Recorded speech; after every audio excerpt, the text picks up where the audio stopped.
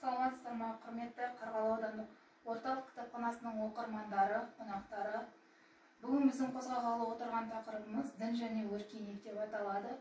Және біздің көкейімізде осы тақырып бойынша жүрген сұрақтарға Қарғалы аудандық орталық мешітінің бас имамы және теолог Қырықбаев Нұрлан Өмірбайұлы жауап беретін болады. Саламатсыз ба, Нұрлан Өмірбайұлы?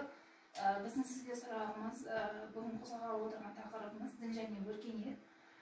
Жалпы дінді өркениеттен бөліп қарастыруға болады ма? Бисмиллахир-рахманир-рахим. Алхамдулиллахи раббил аламин, ва лақибатул муттақин, ва ла удвана илля алал залимин. Әлемдердің Раббысы болған Алла мақтаулар болсын, рахымды болған, мейірімді болған Алла мақтаулар болсын. Дін және өркениет дегеніміз халықтың дәстүрі, этномәдениеті және діни құндылықтар болып саналады. Бұл мемлекеттің дамуына үлкен әсер ететін нәрсе. Жалпы өркениет дегеніміз ол екі нәрседен қамтиды. Ол бірінші жаңағы діннің жаңағы қоғамның дамуы, екінші мемлекеттің дамуы саналады. Және ол мемлекет қандай дәрежеге барды.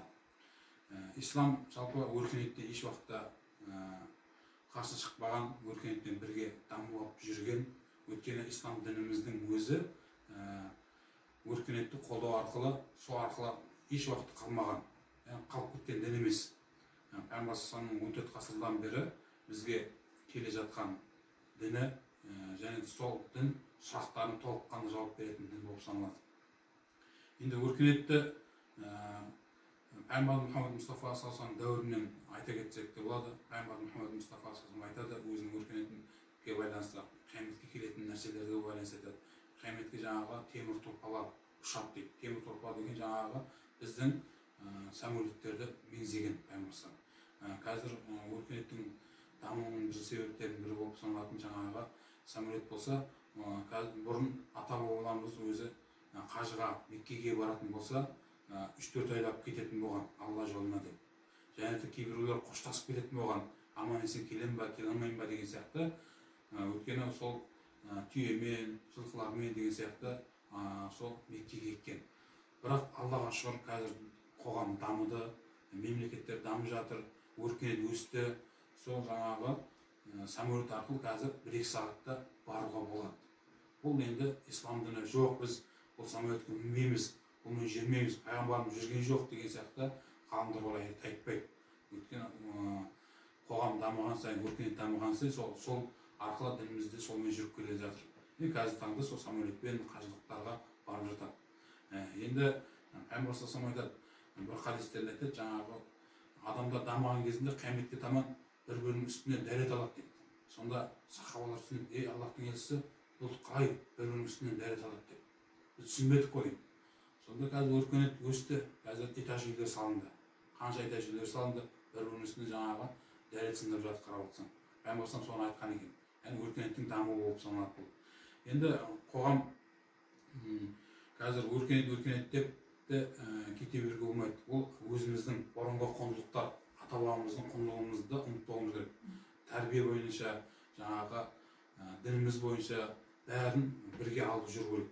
Жоқ, қазіргі таңда айтып жатады ғой, сен жаңағы қай ғасырда қалып қойдың, қазір дамып кеттік қой, бір 21-ші ғасыр ғой деп кейбіреулер жаңағы тәрбиесі жөнінде айтып жатады. Ондай болмайды. Дін мен мәдениет, өркениет бірге жүру керек. Сол кезде біз өркендеп құндылығымызды ұмытпаймыз. Ата-бабамыз дәстүрімізді де ұмытпауымыз керек. Ата-бабамыз дәстүрінде бар, бір-бірін үлкендерді сыйлау, үлкендерге құрмет көру, кішіге ізет істеу деген сияқты құндылықтар бар. Және дәстүрлеріміз бар, жаңағы беташар деген дәстүрлеріміз бар. Той жасау, сүннет жасау деген сияқты. Соларды да қалдырмауымыз керек. Біз жаңағы дамып кеттік, олар бізге керек емес деген дәстүрлерді олардан алшақ болуымыз керек. Енді қарап отырсақ, ислам дінінің дамуында ең бірінші Аллах Тағала Құран кәрімде айтады ғой. Пайғамбарымызға әмір етті ең бірінші аятта: "Иқра бисми раббикаллази халақ". Сен Раббыңның атымен оқы деп Пайғамбар саллаллаху әмір берді. Бұл әмірдің өзін қарайтын болсақ, ғалымдар айтады, ең бірінші жаңағы мұсылмандарға парыз қылмастан болып оны білу керек. Яғни білім үйрену керек. Бұл дінімізді үйрену арқылы сіз құлшылығыңды дұрыс қылып істейсіз. Дұрыс құлшылық жасай аласың. Сосын жаңағы исламда білімге өте мән берген. Қарап отырсақ, бұрынғы жаңағы Ибн Сина деген дінімізде үлкен ғалым бар. Мысалы ол медицина қазір дамып кеткен, сол медицина сол алғашқы сол Ибн Синадан шығып бастаған. Және де хирургтық нелер бар, жаңағы кесетін құралдар бар. Сол құралдарды да мұсылмандар ойлап тапқан екен. Және де айта кететін болсақ, аспанға, жұлдыздарға қарайтын телескоптарды да біздің сол Ұлықбек бабамыз жаңағы ғалымдар тауып, осы мұсылмандар бірге неған екен, шығарған екен. Бұл дегеніміз енді өркениеттен мұсылмандар еш уақытта қалмаған. Бұл енді жаңағы өркениетті жоққа ешкім шығара алмайды. Бірақ кейбір қазір топтар бар, біз пайғамбарымыз өмірінде сүрген сияқты, сүруіміз керек деген сияқты топтар шығады, адасқан топтар. Біз олай сүре алмаймыз. Пайғамбарымыз саллаллаху алейхи вассалам өзінің хадисінде айтады: сен заманына қалай өмір сүр. Сенің заман қандай болады, соған қарай өмір сүр. Қазір ешкім сапаншалдемен, мәсімен ешкім көп жүрмейді ғой.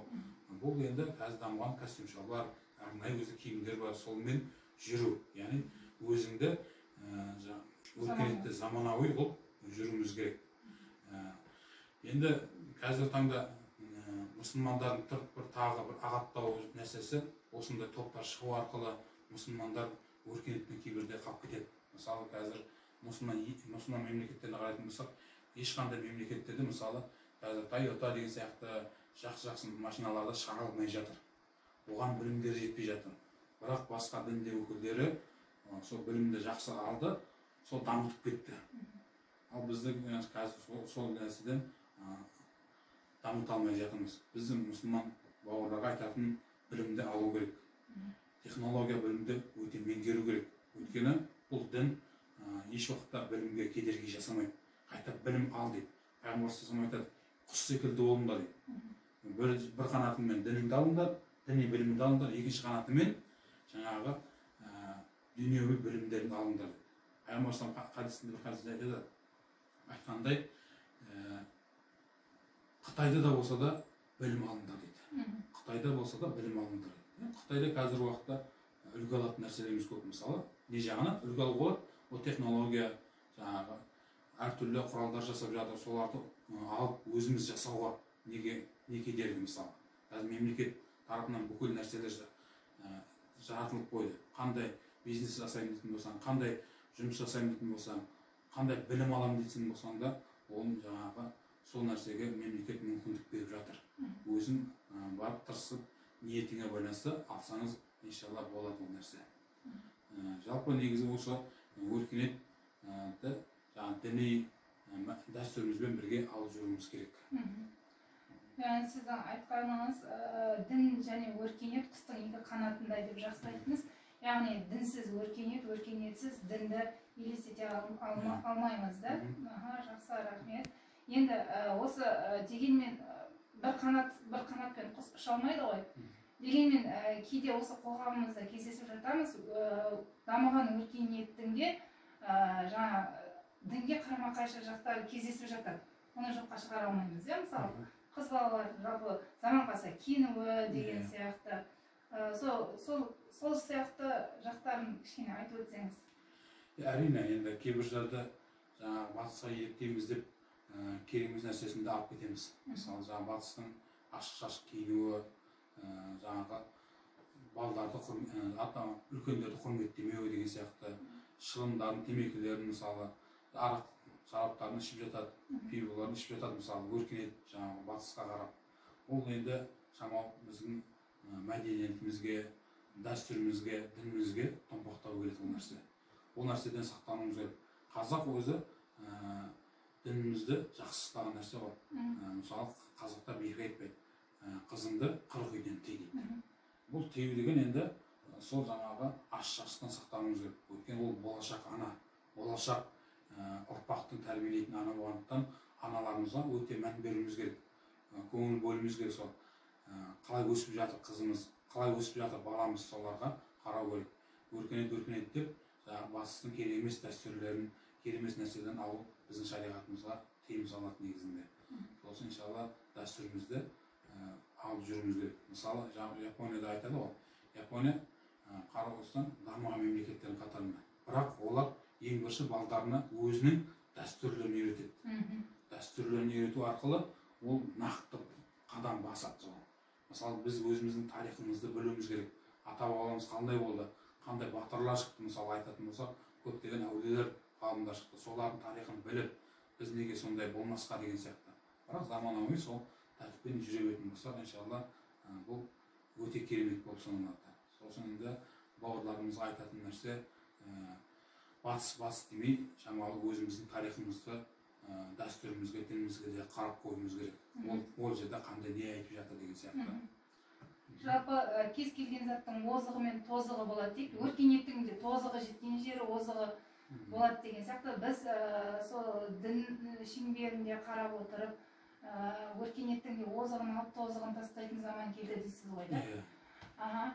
Енді біз білеміз, жалпы осы ислам діні біздің елімізге 940 жылы Қарахан мемлекеті тұсында енгенін. Жалпы неше ғасырдан бері қанымызға сіңген дін деп қабылдаймыз. Және бұл діннің де масхабтары бар, да? Және сол біздің дәстүрімізге қарама-қайшы келетін масхабтары бар. Біздің дәстүрімізді қолдайтын масхабтары бар. Сол туралы кішкене түсінік беріп өтсеңіз. Жақсы, бұл енді ислам діні алғашқы пайғамбар уақытында дінді келіп жарияланды 14 ғасыр бұрын. Одан кейін әртүрлі халық дінге кіре бастады. Әртүрлі дәстүрлер кірді. Сол дәстүрге байланысты кейіннен ғалымдардың мазһабтар шыға бастады. Әр елдің мазһабтары шықты. Мысалы біздің Абу Ханифа мазһабы деп айтамыз өзіміздің дінімізде. Осы Абу Ханифа мазһабын айтатын болсақ, мысалы ол жаңағы тмд елдерінде, Пакистан, Индия деген сияқты, Мысыр мемлекетінің жартысы, олар да осы Абу Ханифа мазһабын ұстаған. Яғни бұл біздің дәстүрімізге сай болу үшін. Қарап отырсақ, жаңа айтып жатырмыз, осы Қараханит дәуірінде ислам діні мемлекет дін болды, және сол уақыттан дамып келді деп. Сол Абу Ханифа сол уақыттан бастап Абу Ханифа мазһабы біздің Қазақстанға енді, соны біз әлі ұстанып келе жатырмыз. Альхамдулилля, мақтануымызға болады бұл дінімізбен иншалла.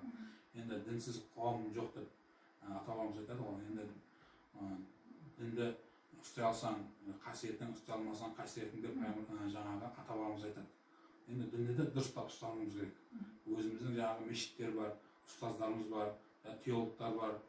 Солардан дұрыстап үйренетін болсақ, өркениеттен қалмай, дінімізді жақсылап құрметтеп жүретін болсақ, оның өзі үлкен ғанибет, үлкен бір жақсы нәрсе болып саналады.